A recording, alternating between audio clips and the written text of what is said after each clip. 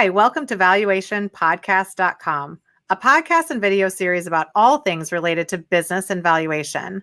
My name is Melissa Gragg, and I'm a valuation expert witness in St. Louis, Missouri. I have the pleasure of discussing pink-collar crime, fraud, and embezzlement with Kelly Paxton, who is a private investigator and certified fraud examiner in Portland, Oregon, or I just learned, Bend, Oregon. I think that where we should start, because I've already read a little bit about your background and you have a fascinating background. So how did you get into the fraud world or become a private investigator?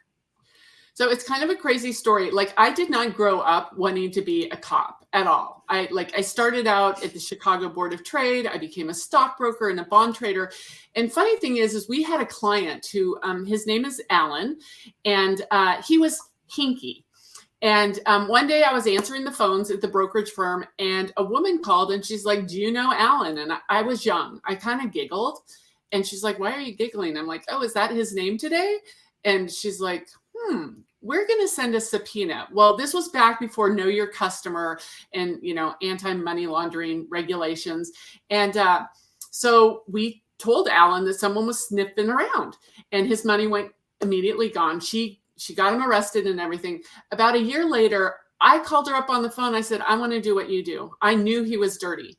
Sure enough, he had committed wire fraud. So it took about 6 months, and I became a federal agent for U.S. Customs in Seattle, Washington.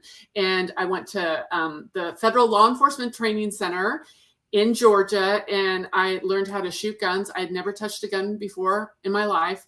Drive cars fast, which I had done, but not get tickets. And then I arrested your typical bad guys: money launderers, drug dealers, pedophiles. And life happened. I ended up leaving customs because my husband got a job in the middle of the country.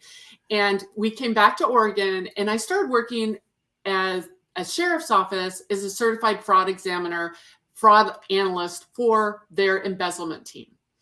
And I started working regular Main Street embezzlement cases. And I found out that honest people steal. And who really steals well are women. So I Googled one day women embezzlers, and the term pink collar crime came up. Now, pink collar crime the definition is petty amounts stolen by low to medium level employees, primarily women from the workplace. So it's not like Marcia Clark did a really cheesy show on CBS called Pink Collar Crimes.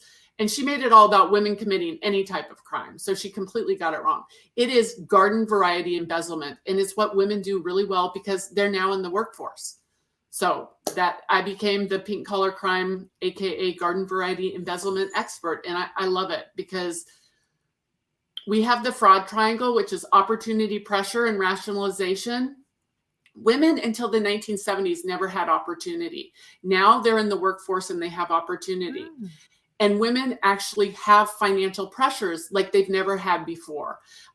Over 40% of women are primary breadwinners. So they have those financial pressures that men have had for generations. Now women have it. Women are just catching up to men in embezzlement. It's just women do it longer, but they steal less. Interesting. I really hadn't thought about how prevalent women were in the workforce to make that connection of how they're now increasing in the crime.